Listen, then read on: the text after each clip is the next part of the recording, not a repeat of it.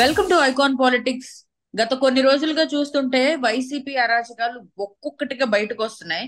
మరి ఈ అంశం మీద రీసెంట్ గా నిన్న ఒక వార్త అయితే విజిలెన్స్ తనిఖీల్లో మట్టి తవ్వకాల్లో భారీ కుంభకోణం జరిగింది అనే వార్త అయితే బయటకు వచ్చిన నేపథ్యంలో వల్లభనేని వంశీ పేరు గట్టిగా వినిపిస్తుంది.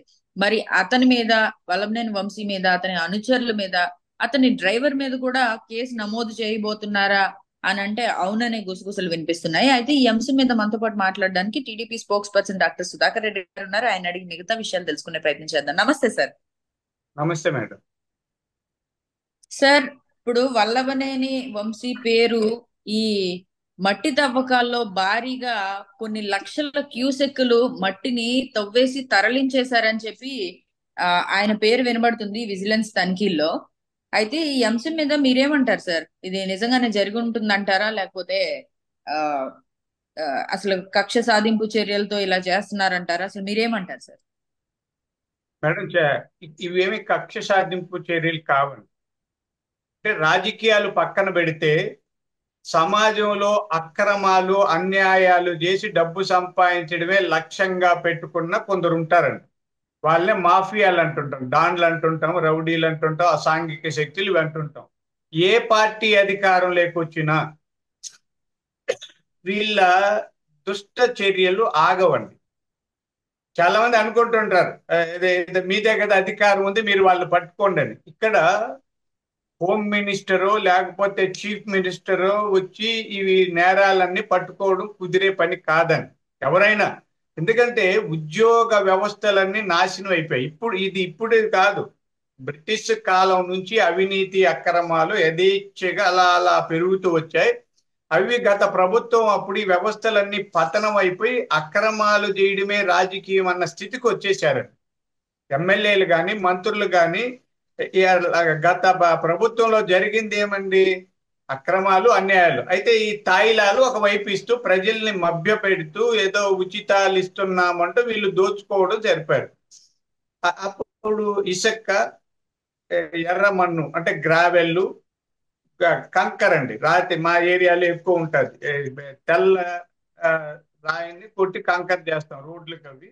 అలాగే గ్రానైట్స్ అండి. వీటితో పాటు మా జిల్లాలో అంటే రాయలసీమలో ఎక్కువగా ఎర్ర చందనం ఉంది.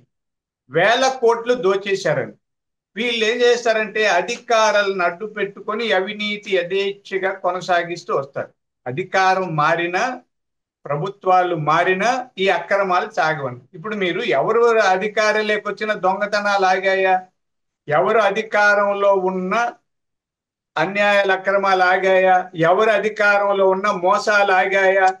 కోర్టులు శిక్షలు వేస్తుంటే కూడా నేరాలు తగ్గాయా? కదండి. ఎప్పుడైనా తగ్గాయా? అలానే ప్రభుత్వం ఉన్నప్పుడు ఇవన్నీ పూర్తిగా మానేశారా? జడ్జిల రోడ్డు మీదనే తిరగమనండి, దొంగతనాలు ఆగిపోతాయా? నేరాలు ఆగిపోతాయి. వ్యవస్థల్లో ఉన్న లోపాలని సరిదిద్దడం కోసం ప్రభుత్వం కొద్దిగా కట్టుదిట్టంగా పనిచేస్తుంది. అలా ఈ వల్లభనేని వంశీ ఈ బ్యాచ్ అంతా ఎక్కడ కూడా మా చిత్తూరు జిల్లాలో ఇప్పుడు కూడా ఎర్రచందనం రోజు పోతుందండి. వారంలో 2-3 సార్లు ఎర్రచందనాన్ని పట్టుకుంటున్నారు. అంటే అది యథేచ్ఛగా జరిగేది అప్పుడు. ఇప్పుడు వైఎస్ఆర్ పార్టీ అధికారం ఉన్నప్పుడు ఎర్రచందనం దొంగలు అప్పుడు ఉన్నారు, ఇప్పుడు ఉన్నారు. అంటే అప్పుడు పట్టుకోవడం లేదు, వదిలేస్తున్నారు. ఇప్పుడు పట్టుకుంటున్నా కూడా జరుగుతూ ఉన్నాయండి. ఇప్పుడేమో ఆగిపోయినాయి, మా ప్రభుత్వం వస్తుంది చెప్పడం లేదు. వీటిని వీలైనంత వరకు నిరోధించడానికి ప్రభుత్వాలు పనిచేయాలి, కట్టుదిట్టంగా చూడాలి. అధికారులు తీవ్రంగా అవినీతి పరులై ఉంటే వాళ్ళని చూసి ట్రాన్స్ఫర్లు చేయడం, వాళ్ళ మీద చట్టపరమైన చర్యలు ఇవన్నీ తీసుకుంటుంటే గాడిలో పడుతుందని. కొంతమంది ఏ విభాగమైనా కనీసం 50% మంది పైగా అవినీతి పరులు ఉన్నారండి. దీన్ని దాచిపెట్టుకోవడానికి లేదండి, దాచిపెట్టుకొని ఏం లేదు. మా ప్రభుత్వంలో అంతా నిజాయితీ పరులు ఉంటారు, ఇంకో ప్రభుత్వం వస్తే అవినీతి పరులు కాదు. ఆ ఉద్యోగులు ఏ ప్రభుత్వాలు మారినా ఉద్యోగులు మారినా ఈ కొంతమంది ఇప్పటికి కూడా వైఎస్ఆర్ పార్టీ వాళ్ళు కానీ లేదా ఎక్కడున్నా ఈ అక్రమ సంపాదన అసాంఘిక వ్యవహారాల్లో ఆరితేరిన వాళ్ళు ఇప్పటికీ కొనసాగిస్తున్నారు. అది అబద్ధమేం కాదు. అలాంటి వాళ్ళు పట్టుకుంటే కక్ష సాధింపు ఎలా అవుతుందండి? అంటే దొంగలను పట్టుకుంటే కక్ష సాధింప, అవినీతి పరులు అడ్డగిస్తే ఇదొక్క ఆరోపణే కాదు కదా సార్, వల్లభనేని వంశీ మీద గతంలో కూడా అసెంబ్లీ సాక్షిగా భువనేశ్వర్ అమ్మగారిని ఆ అనరాని మాటలు అన్నారు.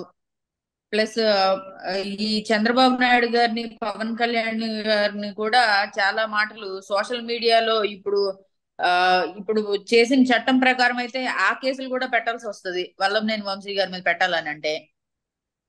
ఇంకా అవన్నీ రకరకాల కేసులు చేస్తున్నారు. చాలానే ఉన్నాయి. ఇప్పుడు ఉమ్, ఈ కేసులు పెట్టినంత మాత్రాన వెంటనే అరెస్టులు చేసి శిక్షలు వేస్తారని కూడా మన దేశంలో లేదండి. అర్థమైందా? అవును సార్. అవును. జగన్మోహన్ రెడ్డి గారు ఇన్నాళ్ళు బెయిల్ మీదనే ఉన్నారు. 5 ఏళ్ళు ఆయన కోర్టుకు పోకుండా ముఖ్యమంత్రిగా ఉన్నారు. ఉమ్, ఒక్క రోజు కూడా కోర్టుకు పోలేదు. చట్టాల్లో ఉన్నాయి. క్రిమినల్ కేసుల్లో 3-4 వాయిదాలకు పోకపోతే, సహేతుకమైన కారణాలు చూపకపోతే నాన్ బెయిలబుల్ వారెంట్ ఇష్యూ చేసి అరెస్ట్ చేయమని ఉంది. అది ఒకవేళ తప్పిపోయినా ఇంకొక సంవత్సరము 6 నెలలకైనా అరెస్ట్ చేయాలి. కానీ 5 ఏళ్ళు పూర్తిగా ఆయన అరెస్ట్ కాలేదు. బెయిల్ రద్దు కాలేదు. బెయిల్ మీదనే ముఖ్యమంత్రి గారిని ఒక రోజు కూడా కోర్టుకు పోలా. ఇది ఈ ప్రభుత్వం వచ్చి కూడా ఇప్పుడు 5 ఏళ్ళు పూర్తి అవుతోంది.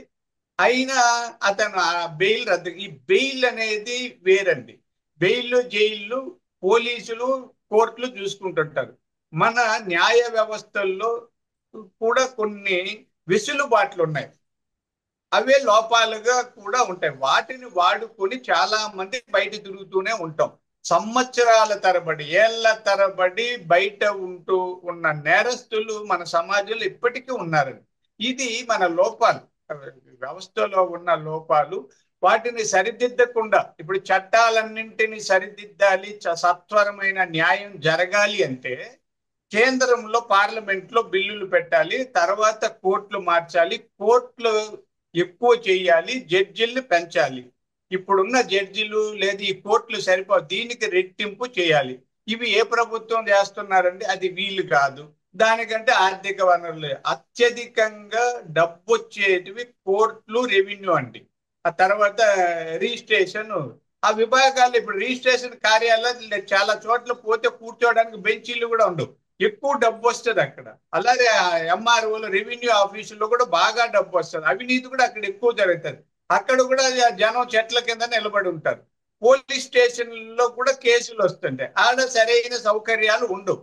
ఈ వ్యవస్థలన్నీ సర్వనాశనం చేసిన తర్వాత క్రమంగా మనం పోయి హఠాత్తుగా ఏదో ప్రభుత్వం మారింది, నేరస్తులందరూ తగ్గిపోతారు, ఇంకా పరిపూర్ణంగా పరిశుద్ధమైన పరిపాలన అందిస్తామనడం అసాధ్యం. ఇది నా వ్యక్తిగతంగా చెప్తాను, ఎవరు చేసినా. కాబట్టి వల్లభనేని వంశీ లాంటి వాళ్ళు ఈ రాష్ట్రంలో చాలా మంది ఉన్నారండి. వాళ్ళందరూ యథేచ్ఛ జరుగుతున్నారు. ఉన్నంతలో వాళ్ళని కట్టడి చేయడం కోసం తెలుగుదేశం ప్రభుత్వం కట్టుదిట్టమైన ఏర్పాట్లు చేస్తుంది.